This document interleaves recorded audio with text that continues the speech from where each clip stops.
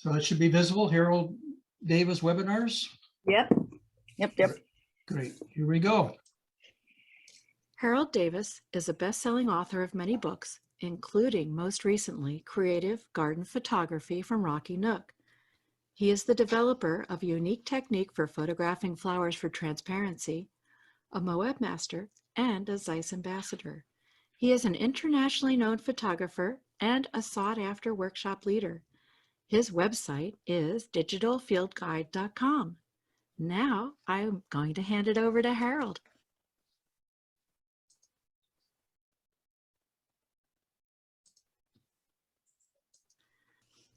Hi there, everyone. Thanks for joining us today.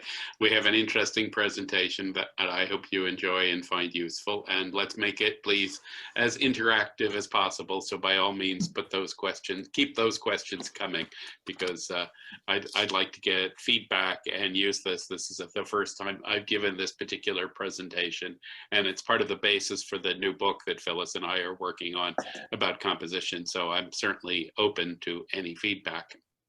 Without further ado, I'm going to share my screen.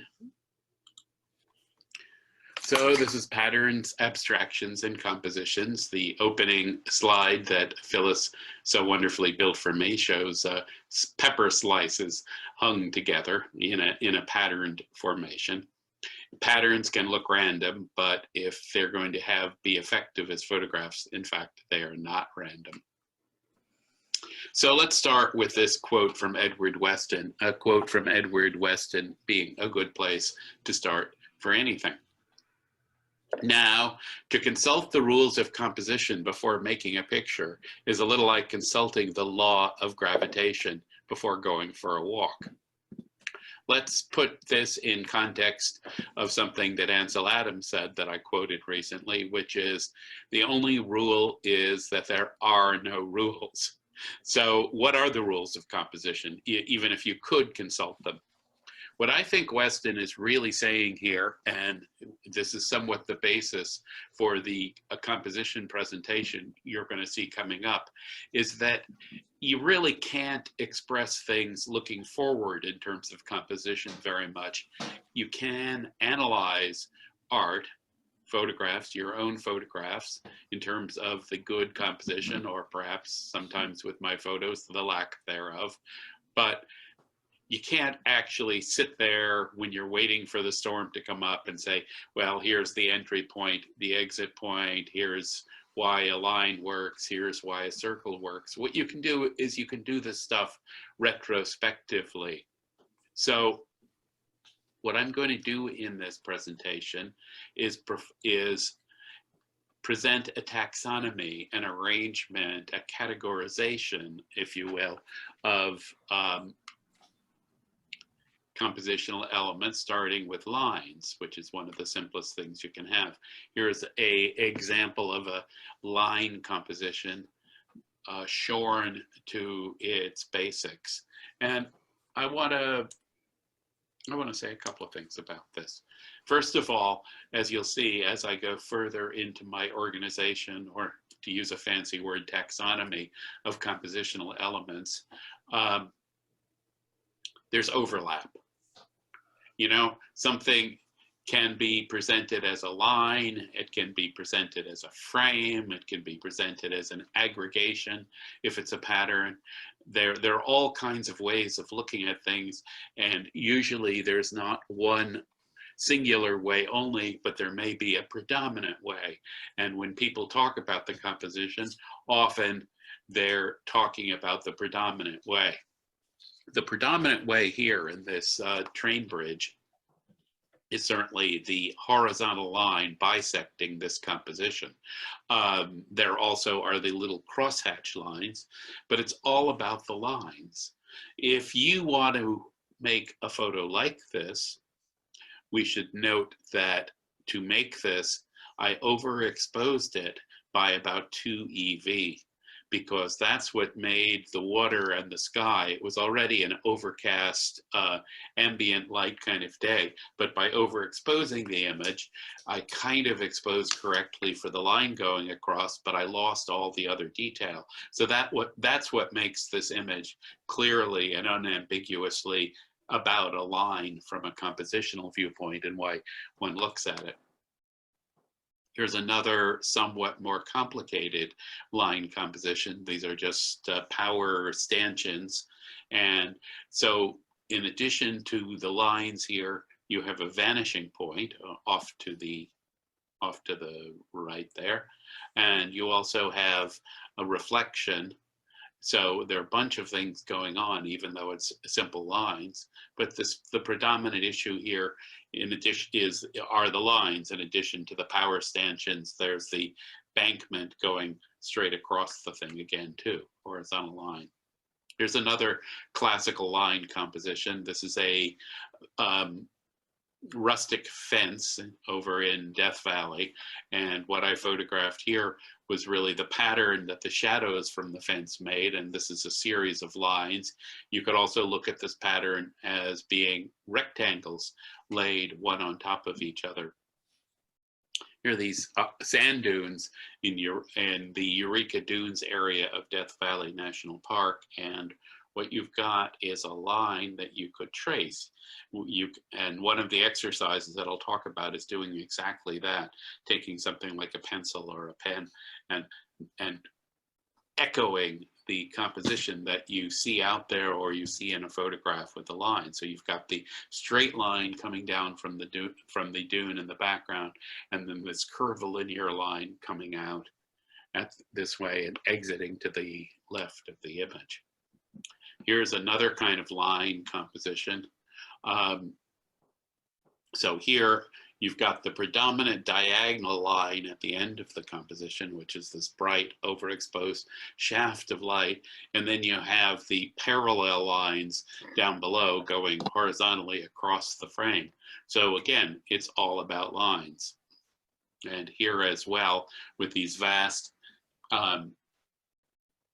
badlands, where you see the top of each of the hill or mountain and the canyons and the shadows, and this is really all about the horizontal lines.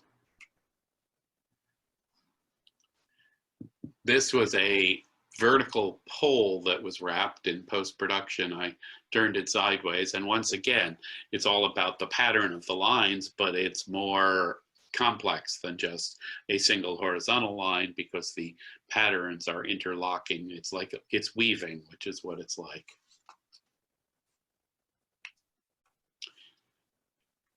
With this tulip, while there's a bunch of things going on, the thing that makes it a composition is the stark line going up and down from top to bottom, and where you start at the top because that's where it's lighter and that's where the eye is going to go first. One of the parts of my model of how composition works is the entry and exit point from images, which is something that you want to look to try to establish for people. I'll get to that in a bit.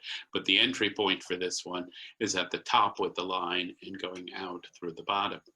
And with this image, you see the line that is the bottom of a ship, boat, sailboat, I don't know, small boat in a dry dock is where I photographed it. But essentially what you've got is a vertical line bisecting the image going up, and then triangular lines coming down in shapes like that. So you want to keep an eye on the lines that are the underlying shape of the composition. For example, in this New York City from the Brooklyn Bridge, the line of the cars going back to a vanishing point, and vanishing point is another one of the concepts that we'll take a look at, hits the horizontal line of the city itself. So the most important lines here are the car headlights and taillights going back in a single thrust, but it meets it's sort of like a T. Okay.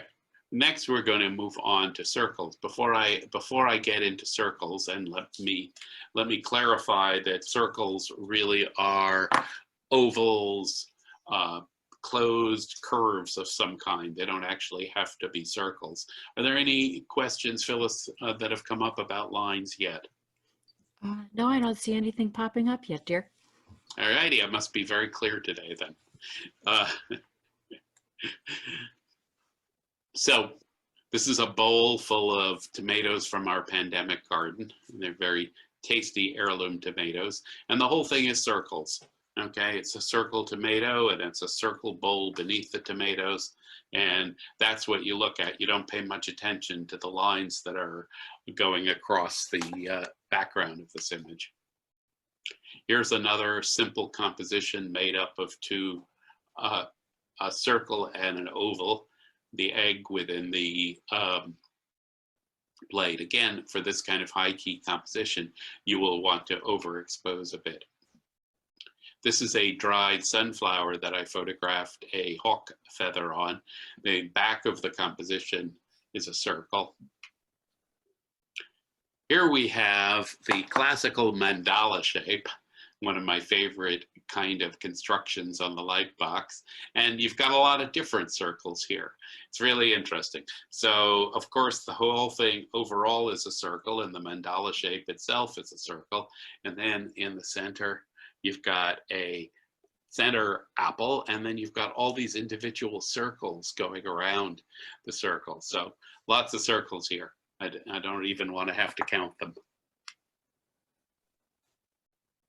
Now, this is technically speaking not a circle. In the inside, it's a hexagon.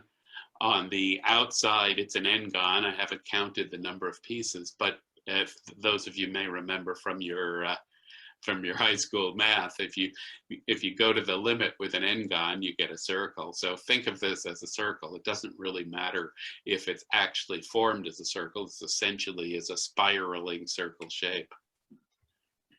And here's one I did recently, which is another mandala, where the outside is the circular shape. So again, the term rectangles is a bit of a misnomer. What you really should be thinking of is rectangular-like shapes that could be trapezoids perfectly well.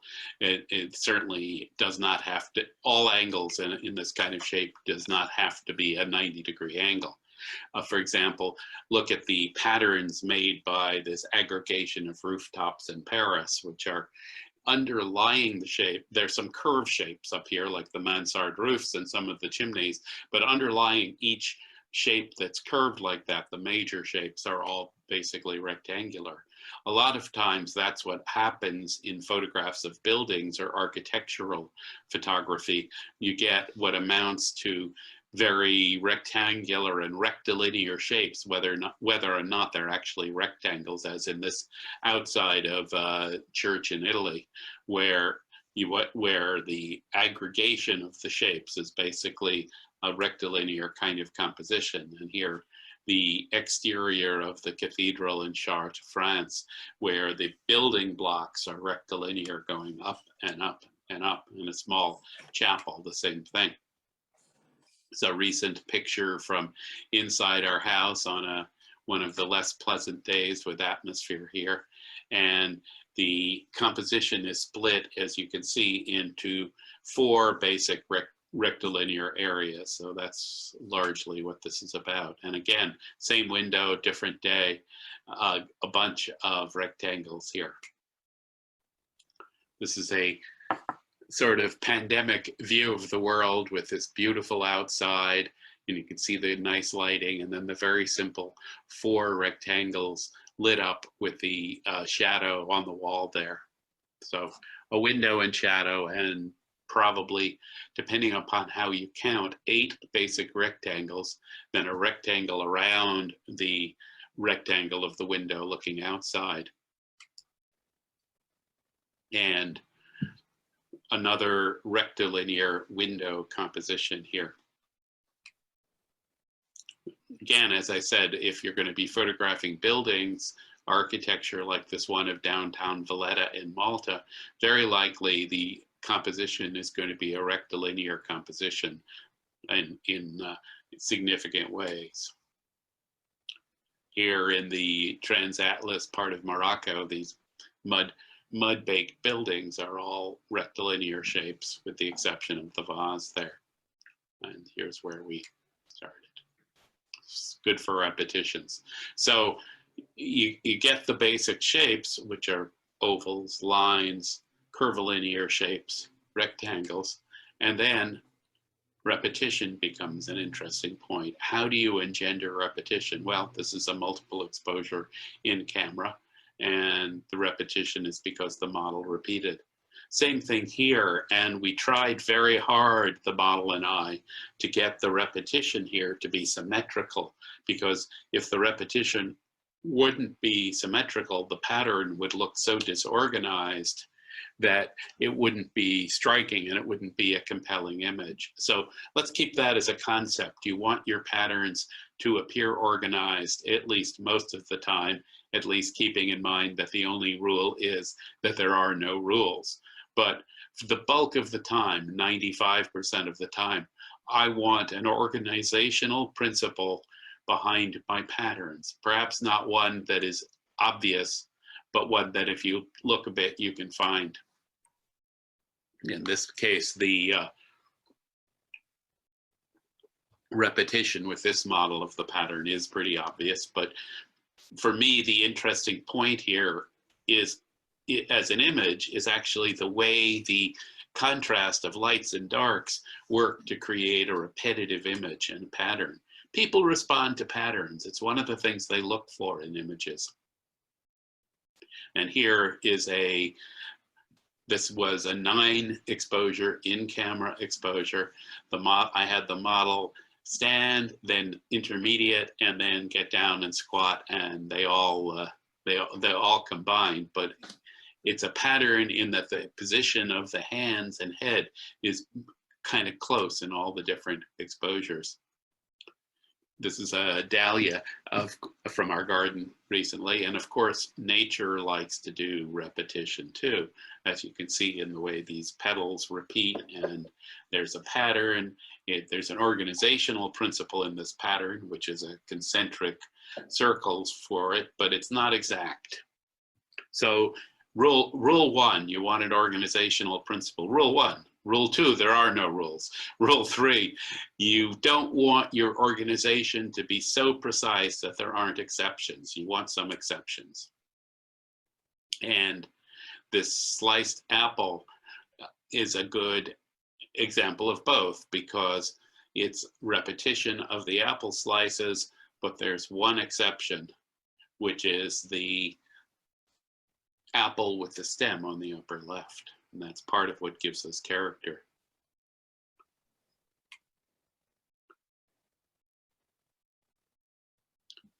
Beats in a pattern, pretty regular, curved, repetition. These are grapes, same idea. The pattern is broken a couple of times with the seeds and the various different grapes. And also in this one, I worked pretty hard to alternate colors.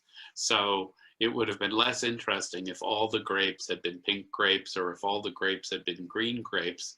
I tried very hard to make a composition that combined them so they were kind of next to each other, so you can kind of see the difference between the colors. Yeah, this is downtown Palermo, Sicily, or near downtown anyhow.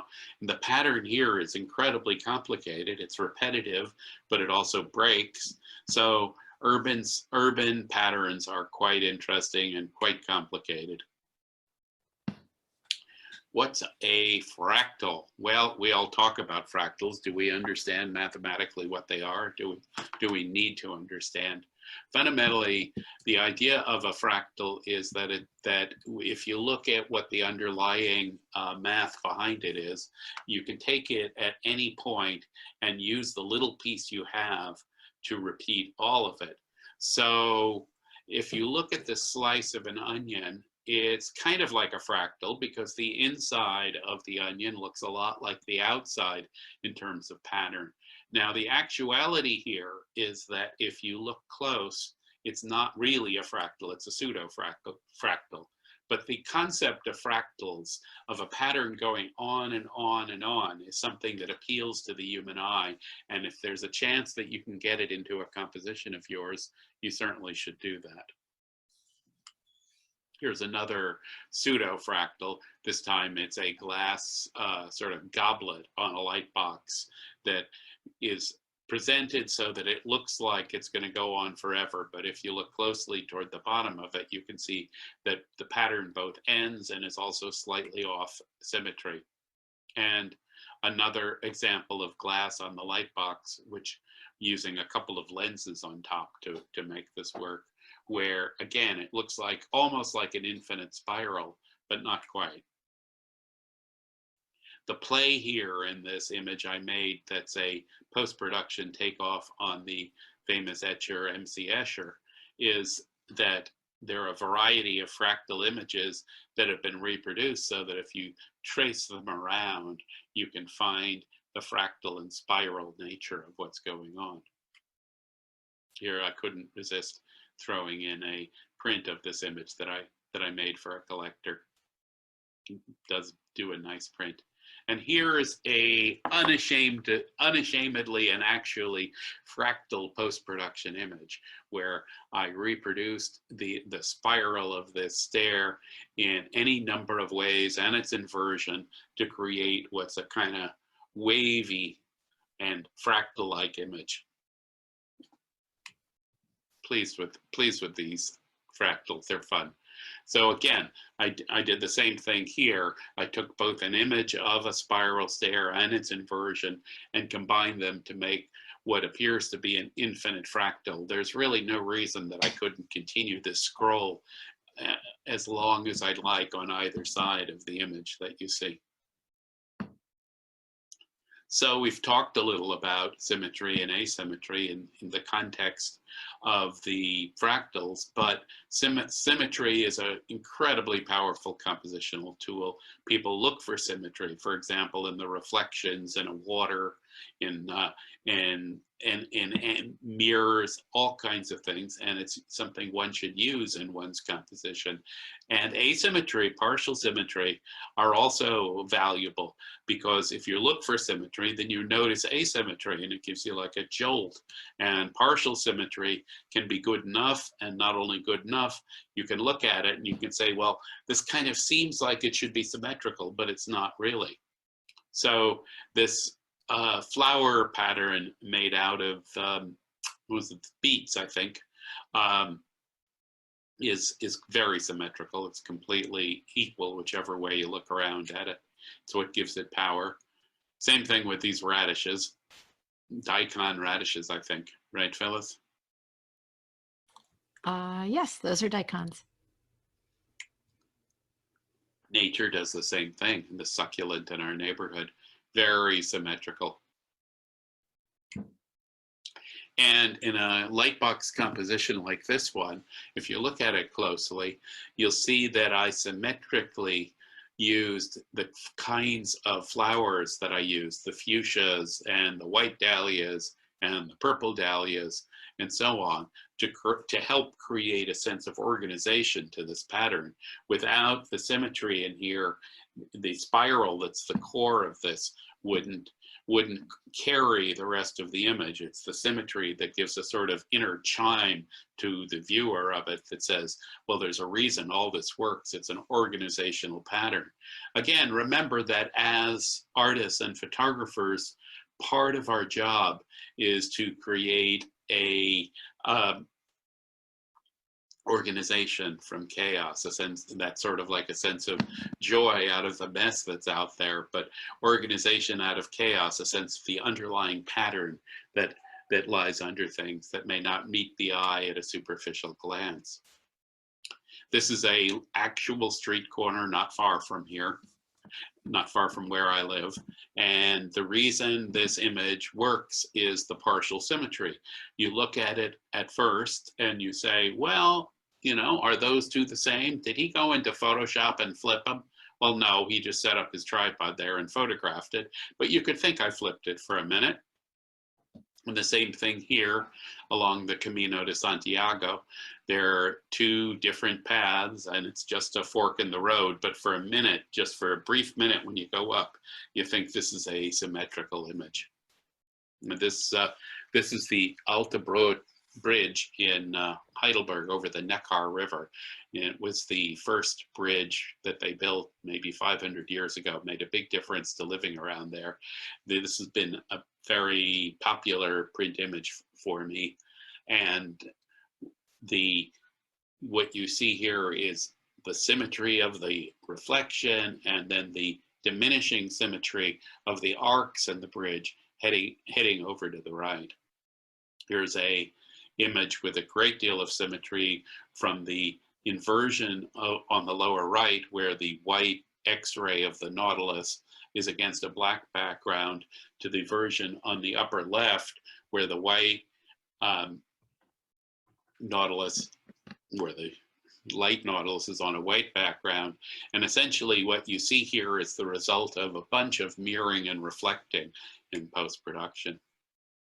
And the complementary spirals here in this composition of this photo composite of the Nautilus going into the spiral going up the stair is part of what makes this image work. This has been one of my more successful images, or iconic, as one of my collectors puts it. And it's not just random that this, if you go and you put a shell with a staircase, well, so what? But the fact that the image flows in a spiral that meets the other spiral, a spiral of a man-made stair and the spiral of the nature shell, is what makes this image work. Here you have a direct symmetry for the two X-rays of the Nautilus shells. An abstraction, Phyllis gave a great definition of an abstraction at the beginning of this presentation. So one's talking here about how you create a composition where it's not always apparent what you're looking at, and how the sum of the patterns are more than the individual parts of the pattern. So here you have onion slices, but there's a painterliness to the way this all looks when you put it together, that beyond just putting an onion slice and photographing it. And here's another kind of abstraction. This is a sculpture in a sort of sculpture park in rural Nevada, but the way I photographed it, it takes you a while to visually decode what it is and what the underlying pattern behind these wrecked cars that have been spray painted really is. This is another abstraction here, created from reflections in the mirrored windows of office buildings in downtown Oakland, California. And another one of my iconic images, Into the Vortex of the Universe, I call this, and it looks at first glance to be fairly random. Did you throw those irises and the tulips down on the light box? Well, no. I put them down carefully, and underlying the abstraction that this thing is a fairly controlled grid of cross-hatching that goes in various directions. This is another abstraction, a single model creating something that is very sculptural out of nothing. And one of my fractal abstractions, how do you take a spiral staircase, repeat it often enough, and maybe you could make a Valentine heart out of it. So this was a composition from a flower photograph converted in LAB, a wall that I photographed in Romania, and a photograph in my studio of the push pins. So push pins are out of scale with the rest of it, but I've created something that's a completely abstract image, as here with the origami-like virtual folds in this Gaillardia flower, and another urban abstraction from downtown Oakland originally. So one concept that is important to me in my compositions is entering and exiting.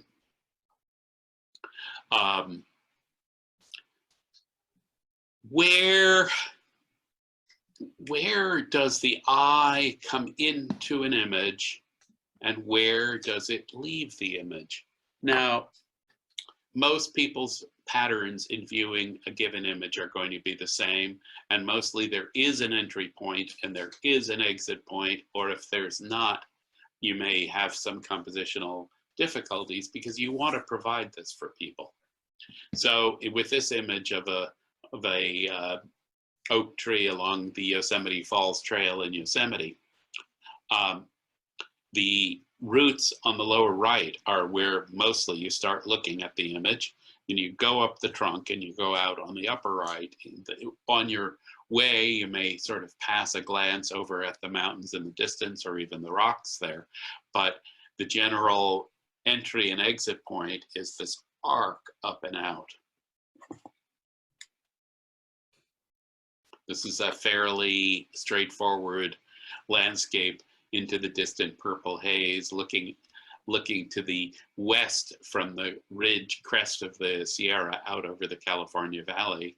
That's a couple of years back, but I have to say the colors were enhanced by the autumn wildfires that year. So it's a terrible thing to have wildfires, but they do make for interesting colors at sunset. In any case, the first thing that people tend to look at with this image is the raised triangular peak that's basically a little off center to the right in the image.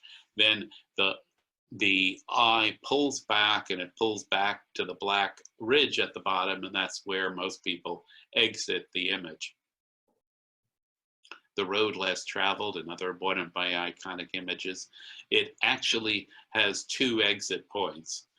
One for the most commonly used road on the right and the other for the road less traveled on the left.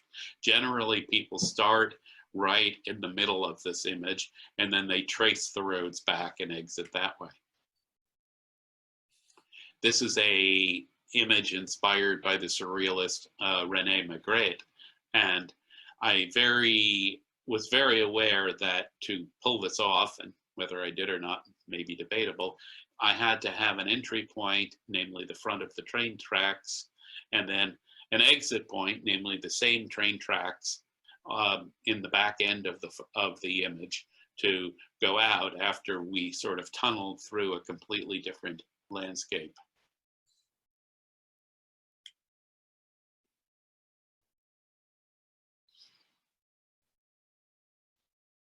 Here's a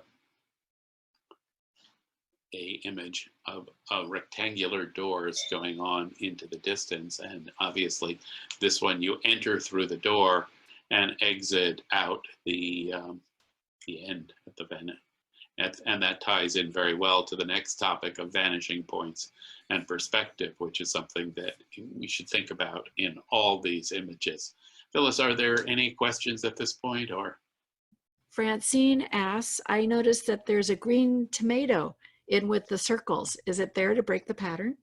That's a great question. Sure, absolutely. No, it's a great, and also because green tomatoes are good too. But thanks, Francine. Thank you for the great questions. All righty, vanishing points. Well, we all know about vanishing points, or at least we do since the Renaissance. The illusion that we're moving forward through space requires in a drawing or a photograph a vanishing point. This aisle of autumn trees from Owens Valley clearly has a vanishing point down in the distance. And that's where the eye starts at the beginning, heads out towards the vanishing point, and that's why this makes an interesting composition. Yeah, well, here's a road in Nevada, and vanishing point. Follow the white line, particularly the white line that's at the shoulder, but you could also do the double white line for the road out to the bottom of the road, and that's the vanishing point. This, again, an iconic image of mine. The vanishing point here is basically either the line of telephone poles or the road, which converge together at the vanishing point out that way. This one's interesting because it's got an unusual positioning for the vanishing point, which is straight up. Okay, You don't usually have that. Usually you have a perspective vanishing point in a landscape where things are coming together to a point. But here we're looking at a spiral stair going up with the vanishing point above one. Certainly there are other circumstances where that can happen, and you could also have a vanishing point looking straight down, but it's just not as typical. Vanishing point here, this is beneath the Berkeley Municipal Pier. The vanishing point here is the end of the pier structure. And this is Cayucas Pier, the mid-coast of California. Yeah, your vanishing point here is the end of the pier. Follow the lines, they make a triangle basically, and out you go. And this one, I really enjoyed playing with the vanishing point. What I did in post-production was I put at the 1 pixel level a picture of me at the end, and you're never really going to see that, not unless you got a big print and a magnifying glass. But clearly the vanishing point is where the lines of the train bridge and the train tracks converge at that point in the distance. So emphasis. What's important in an image? Strangely, or perhaps not strangely, what leads to a point of emphasis does not always have to be hitting you over the head. For example, in this Apple Time Playdate, as I called it, the emphasis really is the apple on the left here, which has got a little face, and it's part of what makes this image playful. With these dahlias and fuchsias here, the emphasis is really the fuchsias. The fuchsias are like shooting stars coming out of this composition. We all, or many of us, like to photograph the centers and cores of flowers. And generally, it's pretty clear that when you do that, as beautiful as the petals are, the center of the flower is the emphasis. This one's interesting because if you abstract out the image, it's of Tower Arch in Arches National Park. If you abstract out the image, what it really looks like is an eye in the rock. It's a little hard to see that because we're looking at it where we expect to see a landscape here, and we do see a landscape. But the emphasis is, of course, the arch or the hole, and that actually looks like an eye. So a truism here is that when you present a photograph, whether you're presenting it in a book or a print or just on your screen, you're designing within a frame. So the concept of a frame is an important concept. Now, we're not talking picture frame. Sure, you put prints in a frame, but that's not the point. The point is that the borders around an image are themselves a kind of frame. And how you treat that frame is really important. I did say before that an important part of our job as photographers is to bring order to the chaos of the world. Well, how do you do that? In large part, you do that by what slice you take of the world. In this image here of a complex bristlecone pine root with rocks around it, I picked a sequence of this to make my frame, to frame it, so that there's some sense of order to it. And here with the succulent, the same thing. Note that you could also examine the composition of this image from the point of view of entry point and exit point. Entry points at the beginning, exit points up at the end. You could look at it as vanishing point, but also look at it as framing. Here, again, these vast hills in the Badland are framed to make a sort of series of this sort of angled shape, but also consider that your frame does not have to be the standard 1.5 to 1 that we're so used to. So that's one compositional variable where there's a great rule to be broken, and that is that you can size things as you want and that work better. This is a vast side of a mountain, and what I decided to do here was turn it into a black and white abstract where basically the issue is the shapes of the shadows. And I decided that it worked much better in this sort of panoramic format than as a straight full frame image. Every photograph is a conversation between at least two people, the photographer and the viewer. Here I am, I'm having a conversation with you. It's pretty clear, pretty obvious right now. These trees were in an area where I walk pretty often in the months since we've been sheltering in place. I walk up here a lot. It's up above Kensington, California, in Tilden Park. And one day I was walking along and I took a look and I said, you know, those trees are having a conversation. So sometimes when there's some kind of conversation, you just say, okay, these are people. I have 1 second to take this picture. Here's a conversation. Composition as a process. So here I had 2 colors of flowers, mostly dried, and the yellow gaillardia and the blue nemesias. And I was trying to figure out how to lay them down as a process to create a pattern out of this. Not too regular a pattern with some variation, but still one against the other. You don't want this to be totally random. It's hard to pull off a Jackson Pollock style composition. Can be done, but it's hard.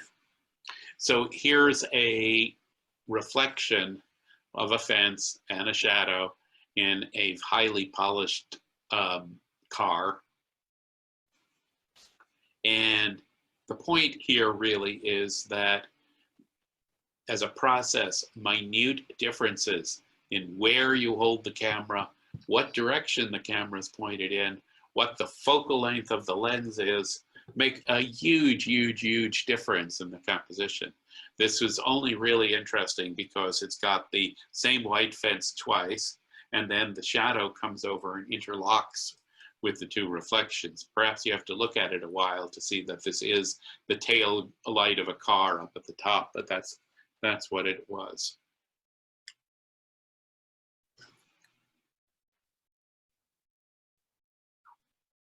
Sometimes when I'm at loose ends, I sort of stalk our house looking for photographic subjects. So these are a set of mixing bowls that we have in our back pantry hallway. And so I photographed them on a black background. And I put the Nautilus slice in. I tried various things. So the process here involved first finding the subject to photograph and then finding something to put in to complement the bowls themselves.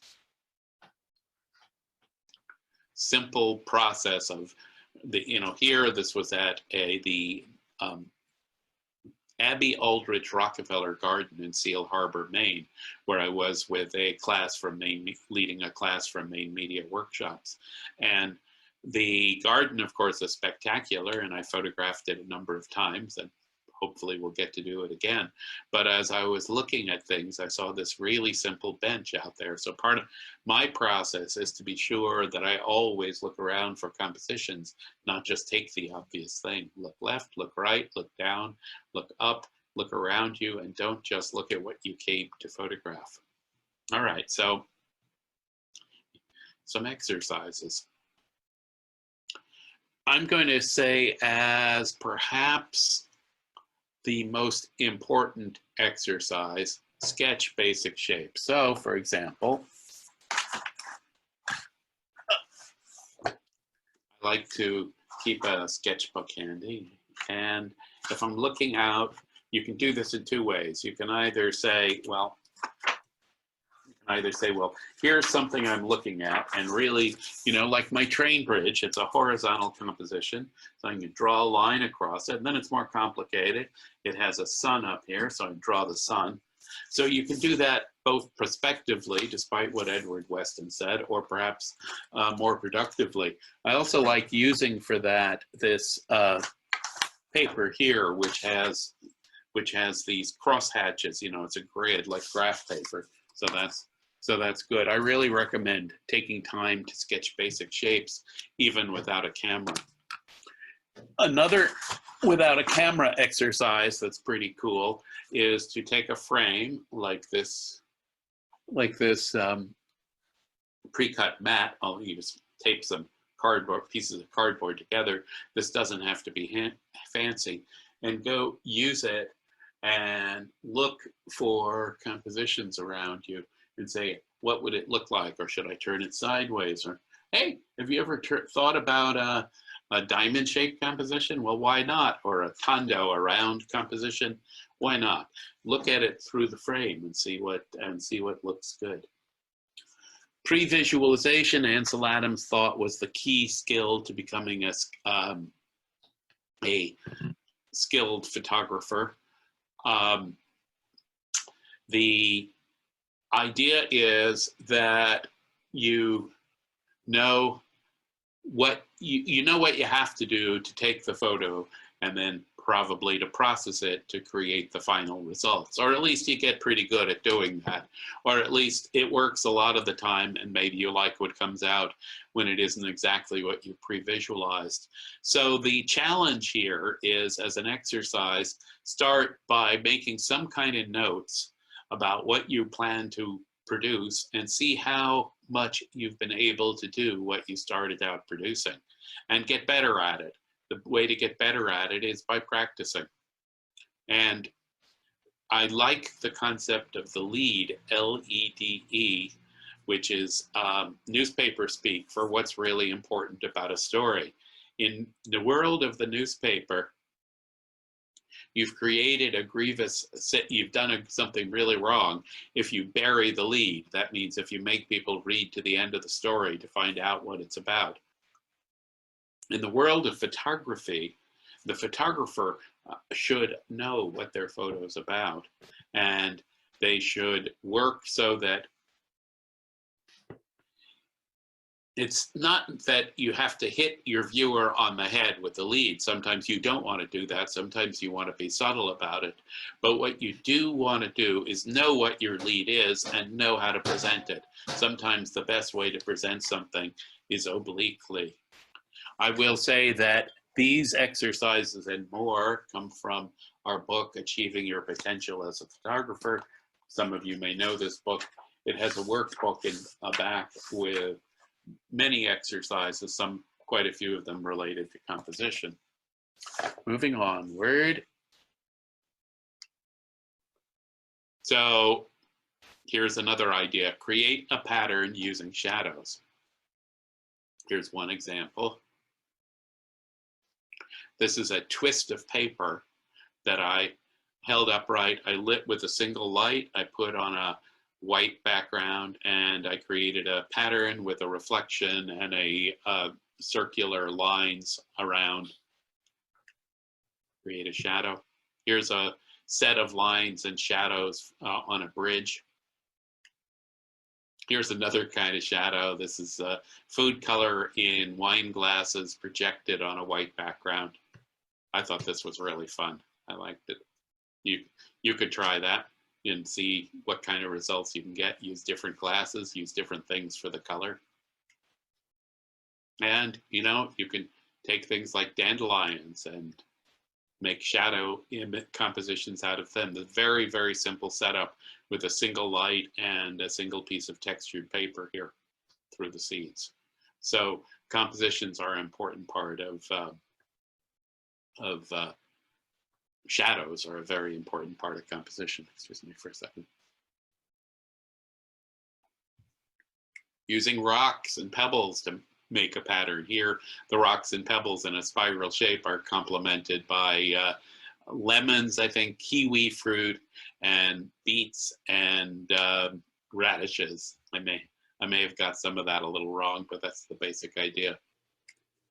And in this case, these are hydrangea petals that are combined to make a spiral with rocks. So rocks are a great element of compositions. These four here are in a garden in Maine called Schleppinghurst, the work of one garden auteur.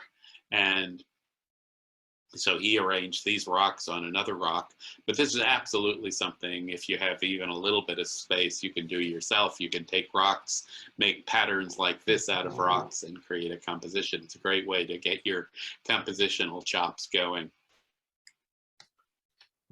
Photograph a pattern or shape that's revealed via a long exposure. So here's an interesting point. There are things that go on in the world and you don't see what composition they make until you start exposing them for a long period of time. Here's one example. This is the circular star trail pattern caused by the rotation of the Earth. And you don't see that until you start exposing for hours, as I did here overnight with myself in my tent that you can see in the foreground of this image.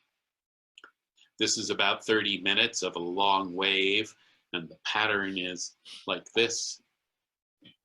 You wouldn't see that pattern, that these apparently irregular waves are breaking in the same place each time, if you didn't expose it for so long.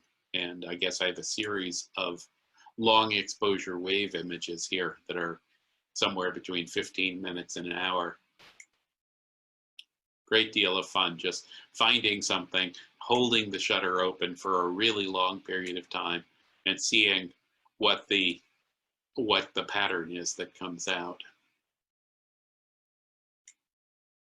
So if I asked you to go and diagram the pattern that's in this landscape from Zabriskie Point in Death Valley, it's really pretty obvious, isn't it? It's a fairly complex tree shape, basically, where you see these lines coming out. Well, a great exercise is to take photos of yours and diagram what the shapes are.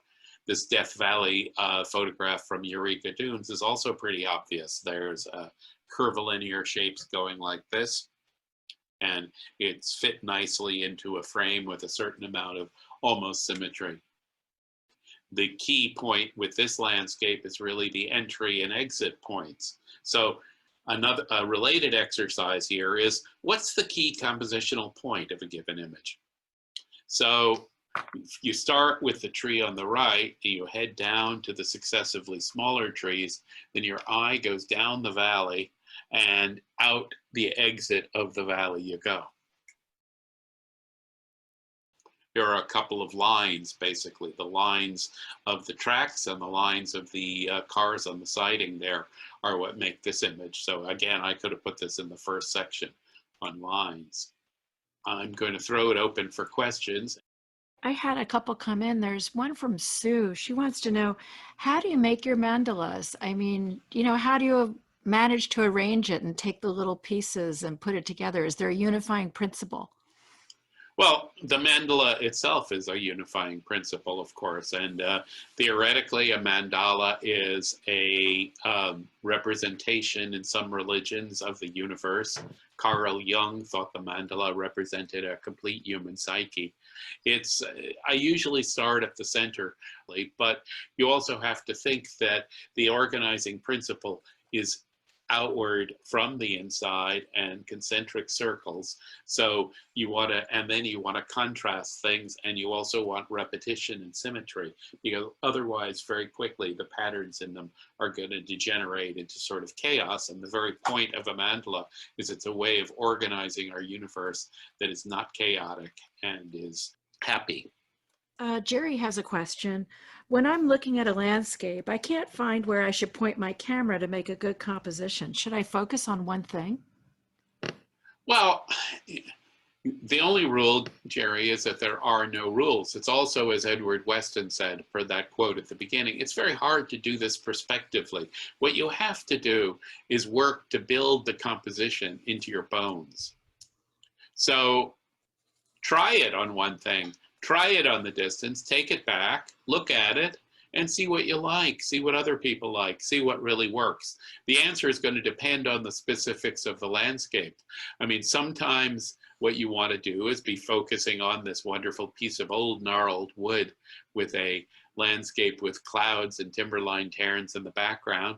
And other times it's this vast mural of peaks that, and no particular detail is going to stand out. Perhaps like the background image that I have behind me might be an example of that. So it is really going to depend. But I think the fact that you're thinking about this, it means that you're on the right track. It's not an either or. It's one works in one situation, another works in another situation, and try it, play with it, have fun, make mistakes, get messy. Thank you all very much, and have a great rest of your weekend. Learn about composition. One friend of mine put it this way: it's the one aspect of a digital photograph that is really hard to change, is the bare bones of the composition. Once you've done it, you know, yeah, you can move a little bit around here and there, but basically you're locked into what you did. So have fun. Here's one other thought from another colleague, which is, since I never really know how my composition is going to come out in the end, when I'm at a place that it's taken me effort to get to, I always make sure to over photograph, to take pictures of everything I can possibly think of that might be important or relevant, because film is so expensive. And here's this is a description from my friend Bill Neal, who did a webinar that you can find the recording of up on YouTube.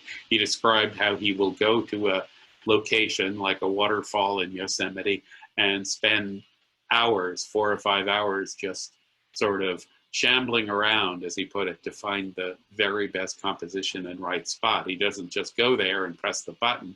He takes the time to really get to know an area and really explore it. As I said in one of the one part of this webinar, really small differences can make a big difference in composition. It's worth taking the time to try and figure that out. And I think I'm going to leave it at that. Thank you all very, very much, and look forward to seeing you next time. Bye-bye.